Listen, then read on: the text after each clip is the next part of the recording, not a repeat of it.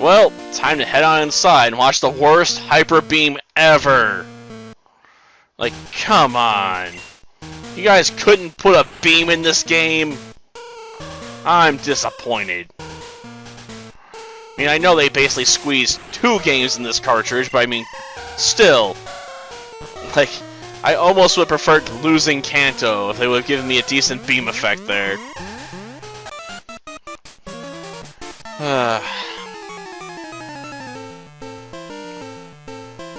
They probably should have upped the difficulty a bit too. Because this is easily the easiest Pokemon game out there.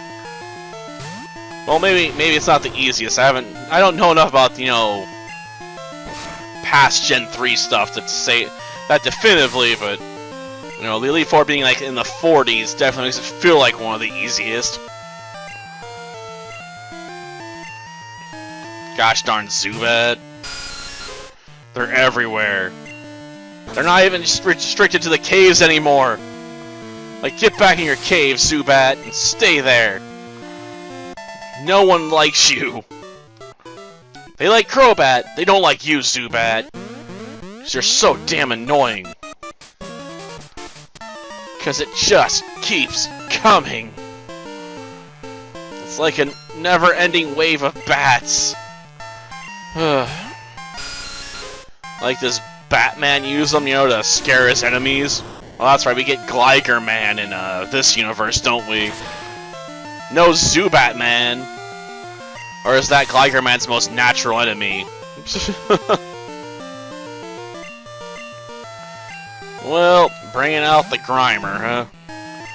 Trying to make this a dirty fight, I see. Like that battle in Stripes. Which, you know, probably enough said right there, because it's an R-rated movie. I don't know if it's R-rated by today's standards, but probably still is.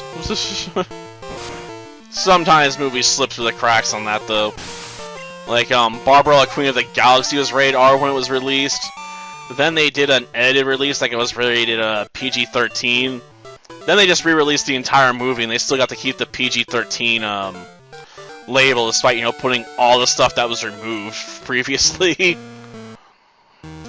So, I don't know if no one checked and realized that's what they did. They're like, oh, they put the entire movie in all over again? Or they're like, well, no one's really gonna watch this anyway because it's so old. And to be honest, Barbarella Queen of the Galaxy is weird, you know? It's really weird. With its references to various, you know, bands and stuff. And having someone, you know, making a woman orgasm while playing an organ. Yeah.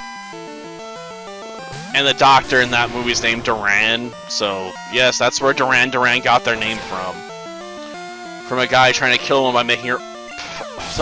pleasuring her to death. Yeah, let's go with that phrasing. Hopefully I didn't upset YouTube too much already. I don't know how much they really check this stuff sometimes, though. But I don't exactly list my stuff for kids anyway, so hopefully I don't have to worry about it. I hope.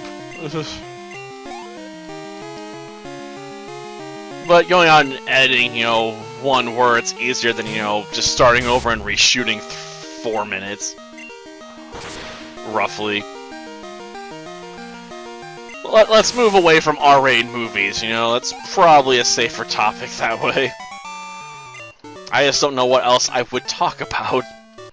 Because now they're floating in my head. Like Dances with Wolves. Which when I was a kid, I actually snuck into my parents' room and stole it. So me and my younger brother could watch it. Because they're like, oh, it's one of those R-rated movies we're not allowed to watch. So we're gonna just swipe it. And yeah, I know, I'm just ignoring all the loot here. But with this game, it's easier, unlike Dot Hack Mutation. Yeah, I was doing the first episode of Mutation, so you go to Chosen Hopeless Nothingness, and there's no enemies there, you know? So I'm still going up and opening all the scrolls. Like, why? Like, I can't help myself. It's free, easy grabs. But all the stuff I'm getting is worthless, basically. It's like, oh, you get a copy of Lovers. I'm like, oh, I get a scroll I don't want. At least if it was the Moon or the Hanged Man, I'd have more use for it. Because both those scrolls come with the tactical advantage of, you know, allowing me to either sleep or paralyze an enemy. And most enemies in that game are vulnerable to one or the other. So if you abuse the crap out of those scrolls, it makes a lot of the more difficult fights a lot easier. Thankfully in Mutation, you actually can buy the scrolls, I believe, once you get to the next server. Which happens, I think, fairly early on. At least I think you can buy them there. Or do you have to go back to Delta to buy them? I just know one of the magic shops sells those scrolls. So you're going to want to stockpile them. Because it's definitely to your advantage to be able to paralyze, you know, your enemies. Or sleep them. Especially if you want to like, grind out for rare, valuable items. Or just avoid, you know, certain enemies that like to use instant recovery spells. Like, oh, I sleep this one, or I'll paralyze and I can take out one of the other ones, you know, while it's stuck. It makes your job much easier. Because otherwise you're forced to use data draining to get around it. And just remove one of the revivers. I honestly hate when I see those kinds of enemies that do revivals constantly. Of course, I suppose in some of the later games you get access to, you know, group wiping spells, so it's easier to just take them all out at the same time. And let's just fire punch this one as well. Though my biggest gripe with the dot hackings is that all your specials are tied to your gosh darn equipment. Which means you have to consider, you know, not only, you know, how powerful your equipment is, but the variety of skills they give you. So you may have to consider using bits and pieces of various armor sets, you know, to give yourself the most advantage. It's like, well, I need more coverage than power sometimes, you know? That's why I usually end up carrying around, like, half a dozen blades. And it kind of annoys me that I gotta do that. Because I'd prefer not to have to carry around, you know, that many optional weapons. Because they hard limit you to 40 items. Well, 40 unique items, I should say, not 40 items altogether, so... You can carry around 99 copies of a healing item, but that eats up one of your 40 unique item slots. And when you go to dungeons, you're going to find lots of different bits and pieces of armor, because they have it split between, you know, light armor, medium, and heavy. And you can find all of them, you know, in risky treasure chests. So, you're definitely going to pick up a lot of equipment in dungeons. A lot of them contain various, you know, elemental scrolls. So you're gonna quickly find your item pack just stuffed and have to start deleting stuff to make more room. And it's annoying, you know. Like, oh, you hit the item limit. Like, could you just give me a bigger bag? Like, please. Can I please just have the bag of holding that lets me carry as many weapons and armors as I want, as well as scrolls. Sure, it'll be inefficient to flip through. I don't care about that problem. You know, that's easy to deal with.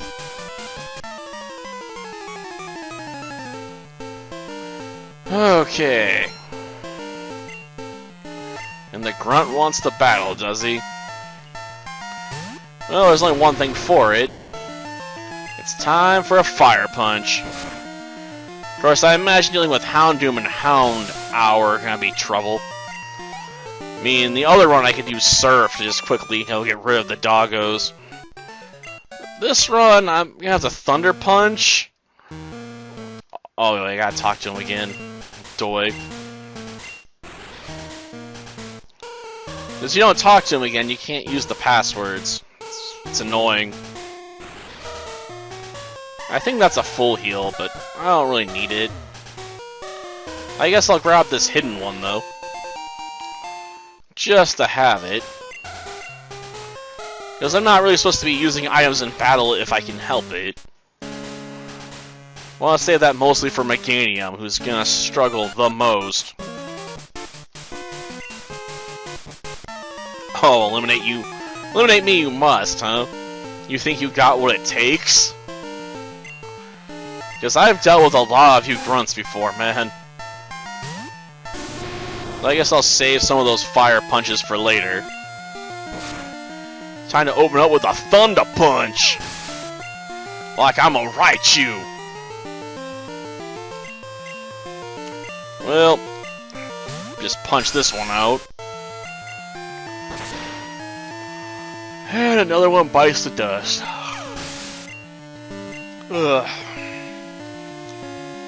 And that leaves another rat. Yep, of course. Can you please have some more enemy variety here, man? Like, throw something I wouldn't expect out. Like a Wigglytuff. At least that maybe do like a double take or something, right? Like, what? What kind of rocket grunt has a Wigglytuff?